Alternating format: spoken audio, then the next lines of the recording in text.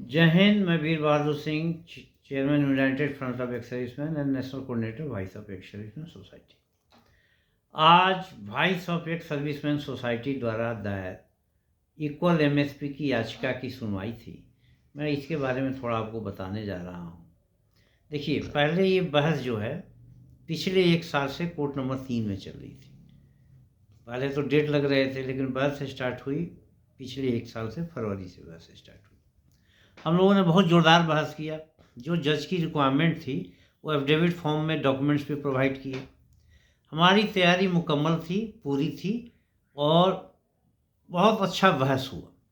जज भी कन्विंस दिखे, लेकिन उसमें सरकारी वकील का पक्ष रह गया था। तो सरकारी वकील ने 40 मिनट का समय मांगा अपनी बात रखने के लिए।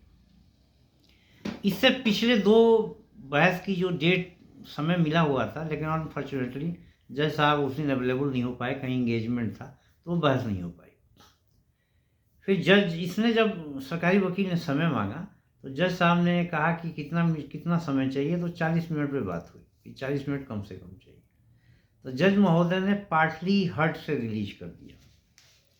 अब देखिए, थोड़ा सा दुर्भाग्यपूर्ण कहिए या जो भी कहिए, या हो सकता है कोई चीज़ होती हो अच्छाई के लिए होती हो। इसी दौरान जो रोस्टर है वो बदल गया।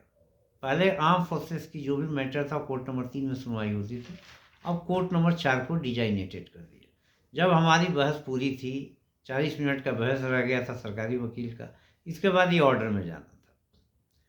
तो हो सकता है कि कई घटनाएं घटती है, हम लोग उसको परेशानी के रूप में देखते हैं, लेकिन हो सकता है इसके पीछे अच्छाई छुपी हुई हो।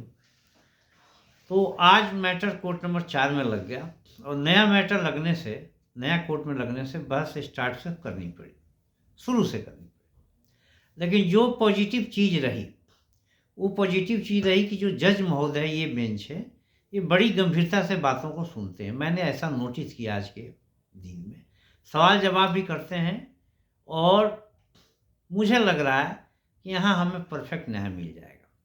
आज प्रारंभिक बहस हुई थी, जज साहब समझ गए थे। अगली तारीख पे सहमति बनी कि 16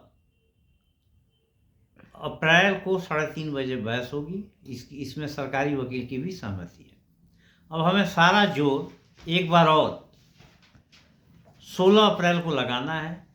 मैं, राजीव बहल और मेरी टीम 14 को ही दिल्ली में रहेगी। 14 से इसकी तैयारी में लगी रहेगी, क्योंकि जज के सामने हम लोगों को भी पीछे खड़ा रहना पड़ता, वकील के सामने कोई डाउट हो या कोई क्वेरी हो तो उसका जवाब दे सके। हम लोग एडवोकेट की तैयारी भी कराएंगे। तो मुझे लग रहा है कि अगर उस दिन हमें 40 मिनट भी समय मिल गया, 30-40 मिनट भी समय मिल गया, तो हम इसको ईजी वे में जज को कन्वे कर पाएंगे। क्योंकि पिछले बहस से काफ़ी अनुभव हुआ है, काफ़ी हम लोगों ने पहले जज जी महोदय को ये बातें समझाने में मेहनत किया है, तो अब उसको और शॉर्ट में भी हम उसको समझा सकते हैं। इसके बाद सरकारी वकील का समय मिलेगा, तो मुझे लग रहा है कि 3-4 डेट में इसका फैसला हो जाएगा। इस दौरान हम लोग अगले बहस के बाद देखेंगे, जरूरत पड़ेगी तो हम लोग 10-10 दिन, 15-15 दिन, या डेली बहस के लिए समय मांगेंगे, ताकि जल्दी से जल्दी इस मैटर का, इस केस का डिस्पोजल हो। मैंने पहले ही बता चुका हूँ कि काफ़ी हम लोग डॉक्यूमेंट्री काफ़ी साउंड है। ये फैसला डॉक्यूमेंट्री एविडेंस के ऊपर होना है, वो हम लोगों ने सबमिट किया होगा। दूसरा, कुछ हमारे जो भाई हैं उनके दिमाग में ये बात रहती है कि जज ने चेंज करा है, सरकार ने इंटरफेयर कर दिया, वो कर दिया। देखिए, एक रोस्टर चेंज होना एक नॉर्मल प्रक्रिया है, शायद दिसंबर से जनवरी फरवरी के बीच होता है। अनफॉर्चुनेटली हमारा केस उसी दौरान थोड़ा बहुत रह गया था। हमारा ही नहीं रह गया था, कई पार्टी हर्ट मैटर थे, इसको ट्रांसफ़र किया गया और कोर्ट नंबर 4 में भी सुनवाई हुई। तो चलिए, जब आप लड़ाई लड़ने निकले हैं, तो थोड़ा बहुत ऑब्स्टिकल तो आएगा ही आएगा, और हो सकता है कि अच्छाई के लिए हो। अगर बढ़िया जजमेंट हो गया तो ये जो रोस्टर चेंज हुआ है हमारे लिए फलदायी सिद्ध होगा। दूसरा, आप लोग जो है अफवाहों पे ध्यान मत दें, तथ्य को समझें। आज जब मैं कोर्ट में गया तो ये मेरे को बताया गया कि आज केस जो है एडजॉर्न हो जाएगा। ये वकील द्वारा भी बताया गया। हमारे वकील, हमारे जो साथ वाले संगठन के वकील हैं, इन्होंने सीनियर वकील नीतीश गुप्ता को कन्वे कर दिया। जब मुझे जानकारी हुई तो मेरे को बहुत नाराज़गी हुई। हमने कहा कि पहले कोर्ट कमिश्नर से, कोर्ट मास्टर से कंफर्म किया जाए। पूरी इमेज चेक कराई गई, कोई एडजॉर्नमेंट नहीं था। लेकिन ये अफवाह फैलाई गई कि हम ढीले पड़ जाएं, हम वहाँ से खिसक लें और केस खराब हो जाए। लेकिन हम लोग अंत तक डटे रहे। सुबह 10-11 बजे से लेकर रात शाम को 4:30 बजे तक वहीं रहे और हमारी हियरिंग आई।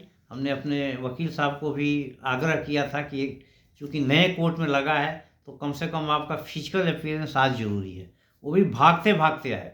उनके भी सुप्रीम कोर्ट में केस थे। सुप्रीम कोर्ट से करीब भागते हुए कोर्ट में प्रवेश किए।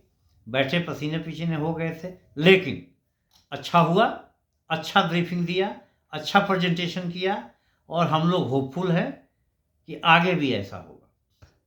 बाकी एक बार फिर मैं कह रहा हूँ कि बिना तथ्य को परखे किसी की अफवाहों पे ध्यान न दें। यूट्यूबों में बहुत ऐसे मैसेज, ऐसे सनसनीखेज खबरें फैलाते हैं, उनका अपना उद्देश्य होता है। कुछ शरारती तत्व केस को खराब करने में लगे रहते हैं, कुछ शरारती तत्व हम लोगों के विरोध में लगे रहते हैं। आज की डेट में वहाँ अगर केस के सामने कोई खड़ी थी तो voice of ex servicemen society खड़ी थी, बाकी कोई खड़ा नहीं था। सब लोग खिसक गई, सब लोग वहाँ जाए ही नहीं। एक दूसरा पक्ष भी, उनके लोग भी नज़र नहीं आए। तो हम लोग मजबूती से लड़ रहे हैं और हम लोग ही जो प्राइमरी, जो मुख्य याचिका करता है voice of ex servicemen society है। अफवाहों पे ध्यान न दें और voice of ex servicemen society के साथ मजबूती से खड़े रहें। 2016 से लड़ रहे हैं, लड़ते लड़ते इस लेवल पे हम लोग आए हैं। अभी आपकी सपोर्ट की ज़रूरत है। जय हिंद, जय भारत।